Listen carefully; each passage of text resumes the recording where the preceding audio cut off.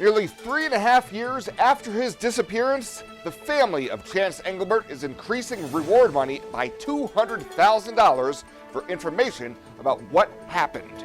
KNEB.TV News starts right now. From your trusted source for news in western Nebraska and eastern Wyoming, this is KNEB.TV News.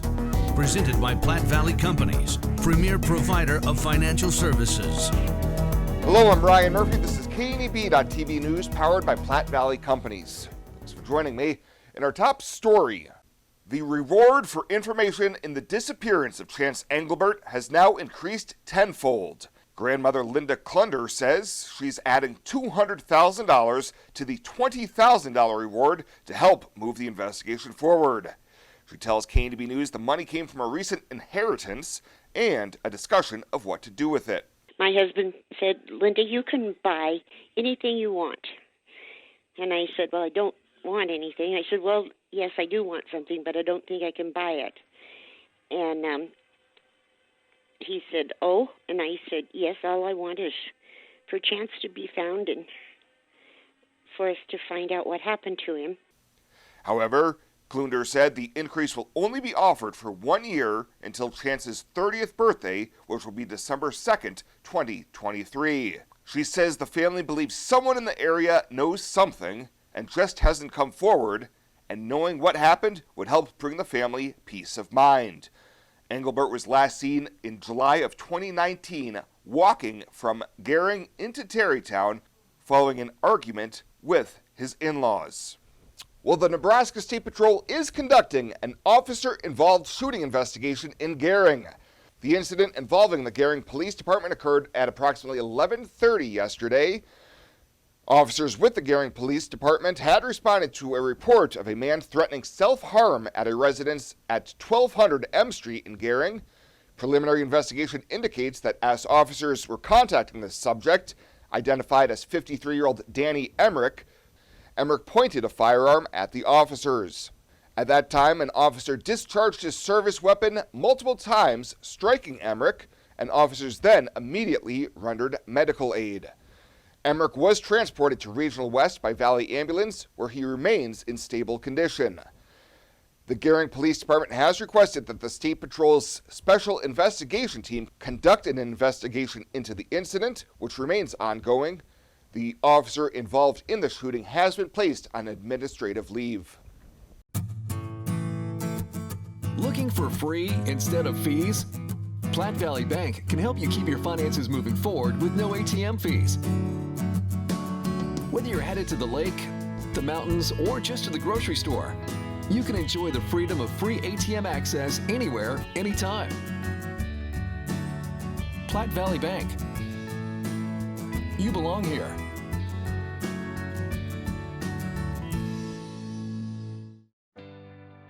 Life Care promises us that we are looked after and taken care of properly. If I didn't have Life Care, I would be probably scared to death about having enough money for when I got older or when I got sick.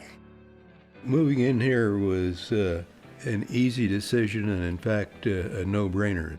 I looked at it as actually buying long-term care insurance, and in retrospect, a good move. One of the things that convinces me that we did the right thing is no matter what happens, we will constantly be taken care of. The whole thing is just vital because you don't have to be worried about what's ahead for you. It's there, it's in black and white, and that's reassuring. This is home. It has been from the day I moved in. Welcome to Kelly's, home of the Valley's best selection of wine, spirits, and beer. Whether you're brand loyal to the tried and true brew or really enjoy trying something different and new, Kelly's has something for everyone. Family owned and operated and right on your way on West 27th Street in Scotts Bluff. Kelly's Liquor. If you can't find it at Kelly's, it's not worth drinking.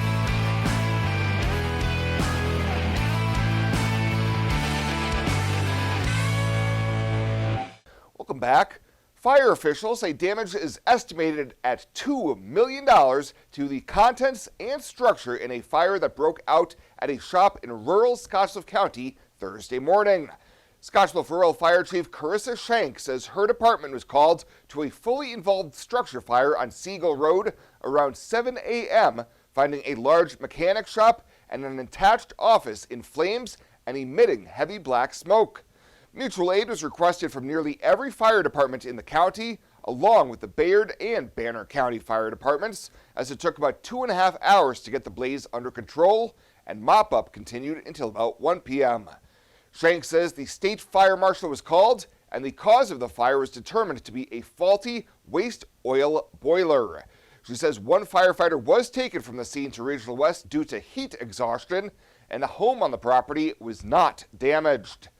Well, outgoing Senator John Stinner gave his thoughts on a variety of topics during a luncheon in Scottsbluff on Thursday, with the term interesting being mentioned quite often. The soon-to-be former District 48 lawmaker told the crowd he would be in Lincoln one final time this month before the new session and would be advising new and returning lawmakers to be cautious when it comes to putting together a new biennial budget. If you lose staff from the legislative side, and you lose, certainly turn over a lot of senators, and you lose the staff that basically grounds you as it relates to legislation, you're pretty diminished. So it's going to be interesting to build that institutional knowledge back, see who actually leads this legislature, and it's awfully important to all of us. Stinner said with a lot of turnover among lawmakers, their staffs, and the departure of Patrick O'Donnell as clerk of the legislature, it's likely Governor-elect Jim Pillen will have additional influence over the legislative agenda in the new session. Stinner made the remarks during the pre-legislative luncheon at the Scottsbluff Country Club, sponsored by the Scottsbluff-Gehring Chambers Government Affairs Committee.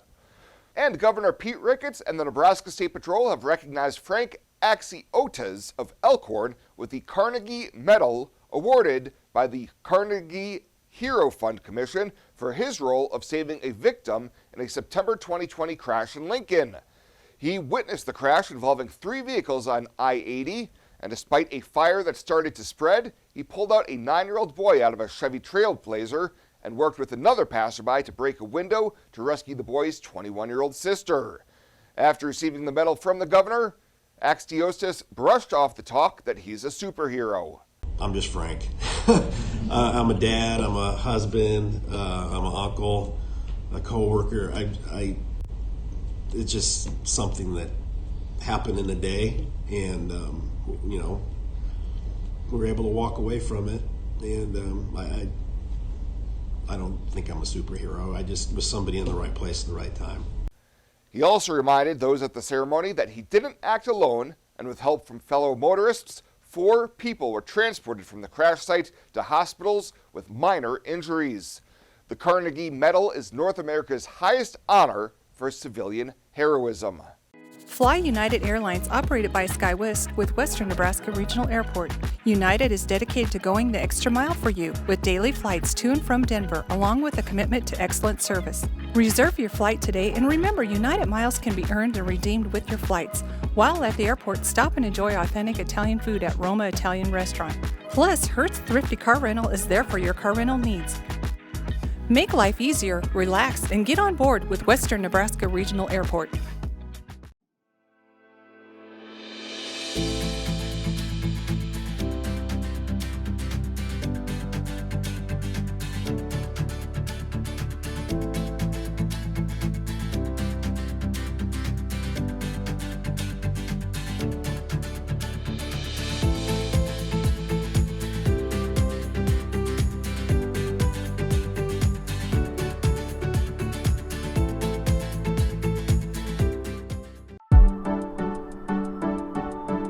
I really like how our OB department takes our limited amount of of doctors and turns it into a strength. Even though we only have a couple of people, you get to know them well over your entire pregnancy. We have 2 state-of-the-art labor rooms that are new with our last addition. We have a couple of very nice postpartum rooms also right here in the hospital, so they can get as much time with mom and baby as possible.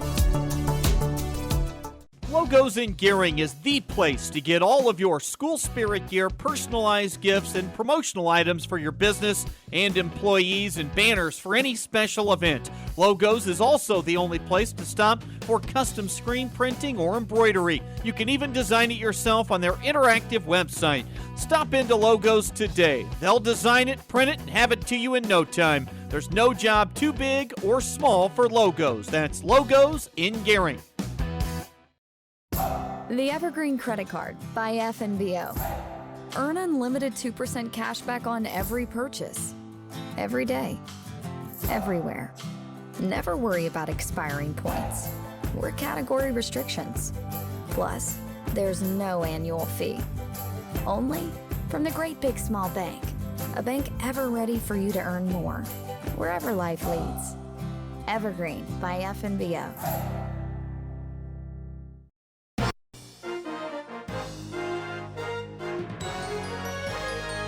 This is KNEB.TV Ag News from the FNBO Ag Desk. FNBO, the Great Big Small Bank. Well, welcome to the Cattle Call. I'm Susan Littlefield here on the Rural Radio Network. We took some time off on the road, and of course I had knee surgery, but we are back at it once again. Brad Koima joins us this week. A variety of different things happening. We can say pretty much the South is wrapped up on their cattle sales, but what about for the North? Are they holding them tight to the feedlot and want a little bit more cash? And how was the Thanksgiving processing going? We'll get all those details from Brad, along with a lot more things happening within this cattle industry. So I think we got to talk where we're at right now, Brad. You had mentioned to me before we started, the South pretty much is done with their cattle purchases. I believe they are, and they had a pretty good go at it.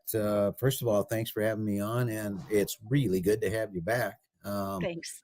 Yeah, heal up quickly, and hope that this works out good. Thank you. So yesterday, we had a nice rally.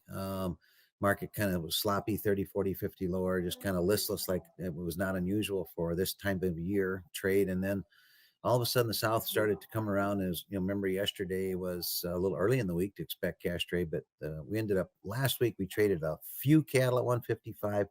Yesterday that we traded the show list at 155 in the South is how it felt to me. So I'd call the market fully steady, actually really maybe more like $1 higher on the kind.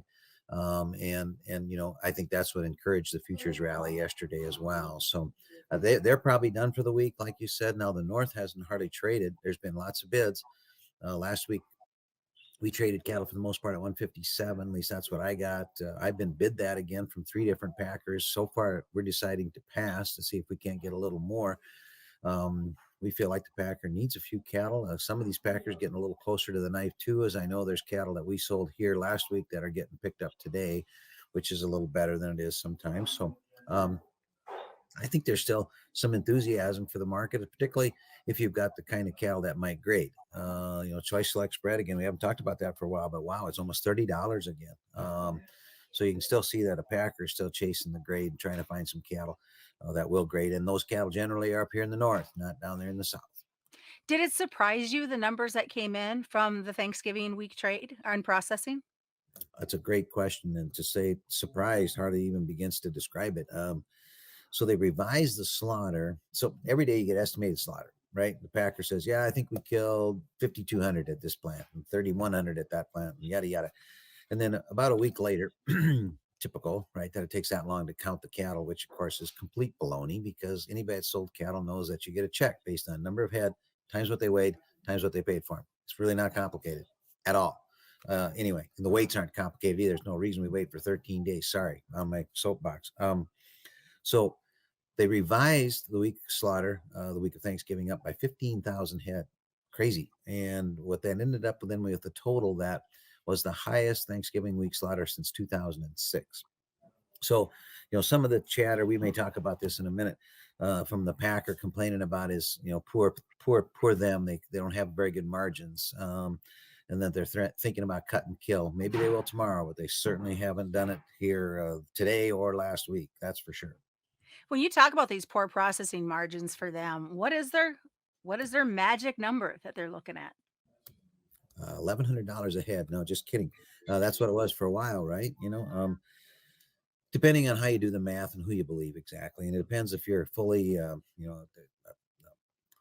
if you're like one of the big four that has an ability to, merchandise everything, including the tails and the ears and the oxbows and the stuff you've never heard about, right? Their procurement cost probably a little less than someone that is, as a fabricator, for instance. But I would suppose that with the up in the cash and the down in the beef a little bit, that their margins are pretty tight. That's not the first time that's happened this time of year. Right on the back heels of Thanksgiving, typically this is when everybody complains about the same thing. Got to have some beef cleanup. And, we're not quite into that ribeye prime rib season yet. That they would do for the Christmas and the New Year deal. This is very normal. In fact, there's a strong seasonal to buy live cattle a week before my birthday. My birthday is December 15. Okay. Yep. So I believe that the seasonal book this year is December 9 is what the suggestion is. So one has to be careful with seasonals. Of course, they're limited in their scope. But still, this is, from this, I would be very careful about now deciding that now there's time to be bearish. We're at 157 in December cattle are 152.85. It's December. Feb cattle are 155.20. Typically, we'd have a weather. What if we have bad weather? We'd have a premium built into there, not be trading at a discount. So let's keep everybody worried. Let's keep everybody current. We're fine. I like the market. I like the way it feels a lot, to be honest with you. Well, let's talk about weather because we've had for the most part a pretty mild winter, fall so far. It's obviously gotten some snow and colder temperatures, but how are we doing weight wise on these cattle, knowing what they were growing leading up to this colder snap? Now, it's a good question, and it's part of the, if you wanted to, every morning there's good news and bad news, right?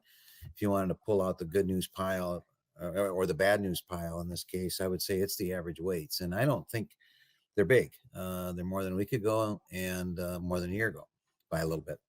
And I don't think it's because you've got a feedlot producer that's stubbornly hanging on to cattle, fighting the market. I think the cost of gain is too high to have much enthusiasm for that. And plus, these cattle make a little bit of money.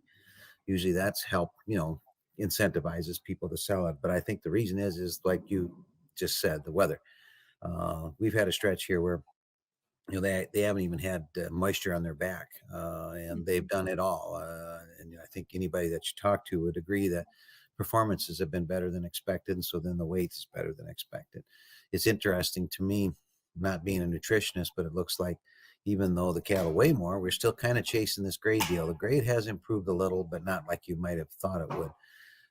So yeah, now I'm, to say that the weather is, cattle are dying or something looking out the window. I don't mean to imply that. I know better, but it was 3 degrees here in Northwest Iowa. We got 4 inches of snow. It's blowing around. I think you got to the point where, okay, this 4.5 pound a day thing gain is probably over now. We've got winter. It's going to warm up tomorrow. We're going to have mud. So we start this cycle of moisture and mud, hopefully, and at least from a crop standpoint. So I would say that the weights may take care of themselves from the standpoint of this really superior gains probably will slow down. Well, one final question, and maybe it's just kind of more livestock in general. But as we continue to see this whole COVID lockdown and the protesting that's happening out of China, how is that weighing just on proteins in general here in the States? I think some participants in the market are getting numb to the China COVID stuff because it's from one day to the next. It's unpredictable. The information we get out of there is unreliable. Is that a polite word? It's hard to, trust that we're hearing the full story. But you asked a question, I'm going to give a hard answer. I think that generally speaking, this is going to keep things a little bit on a negative tone. It doesn't appear as though the Chinese government cares at all about what's going on from the standpoint of protests or anything else. They've done nothing really to significantly change their COVID policies other than a little bit of lip service about 3 weeks ago, and then really nothing's changed. So I don't know. The hogs are having a nice day today, but keep an eye on some of this other stuff like cotton and things like that. Those are a pretty good harbinger of what our business like is with them. So it's not terrible, but I don't think you can count on China to be the big white horse rescue here to solving this protein thing. All right, lots of things that we looked at. Hopefully next week we bring some higher cash numbers. I'm with you. Good to see you back. Thank you so much. Brad Koima has been joining us for this week's Cattle Call. And as we always remind you, commodity futures and options do involve a substantial risk of loss, not suitable to all investors. And that's been this week's Cattle Call on the Rural Radio Network. The Evergreen Credit Card by FNBO. Earn unlimited 2% cash back on every purchase. Every day. Everywhere. Never worry about expiring points or category restrictions. Plus, there's no annual fee. Only from the Great Big Small Bank. A bank ever ready for you to earn more, wherever life leads.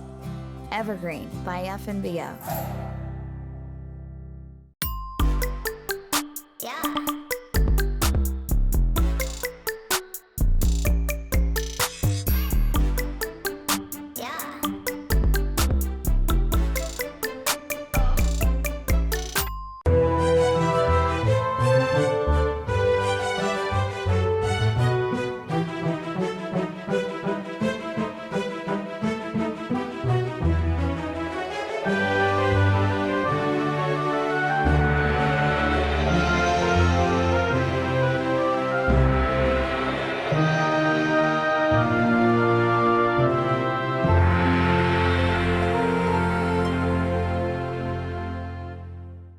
Well, let's take a peek at what's happening on your weekend community calendar.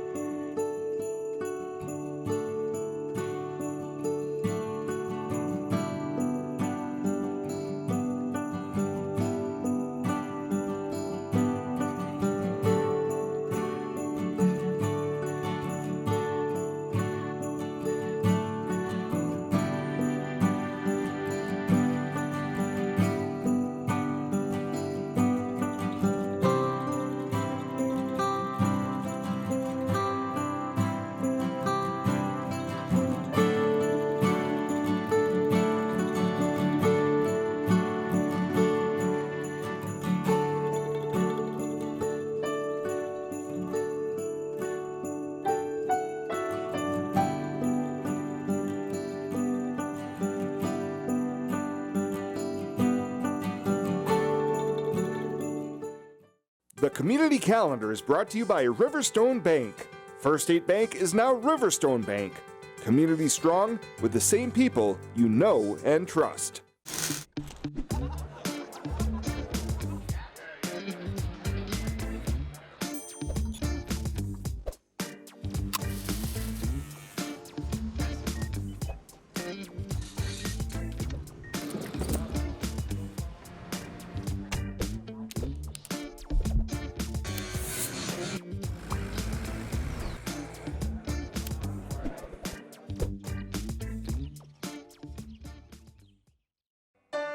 You deserve to have a building that will last for generations.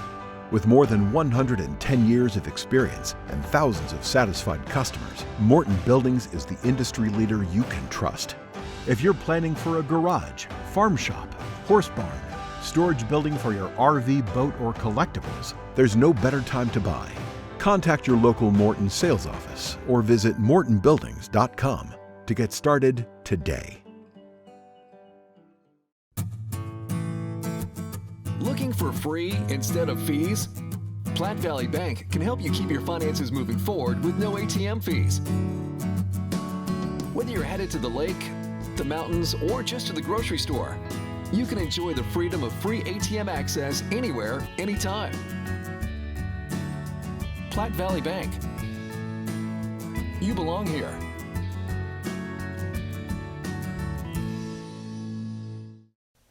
And finally tonight, earlier this fall, the Scottsbluff County Fairgrounds once again celebrated German heritage with Harvest Fest, formerly known as Oktoberfest Revived.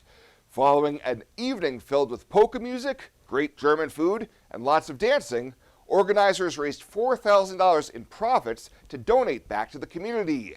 Yesterday, committee members donated $2,500 to the fairgrounds and $1,500 to the Legacy of the Plains Museum for helping them honor their heritage.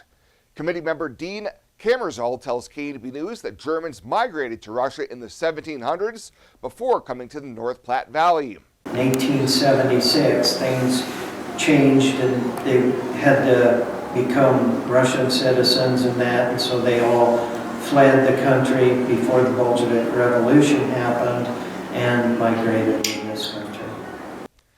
Sugar beets, cabbage burgers, and noodle and butterball soup are some of the offerings that the Germans from Russia carried over to the Panhandle and are still prevalent today. Well, that does it for us this time. Thank you so much for tuning in. Have a great weekend. We'll see you back here on Monday.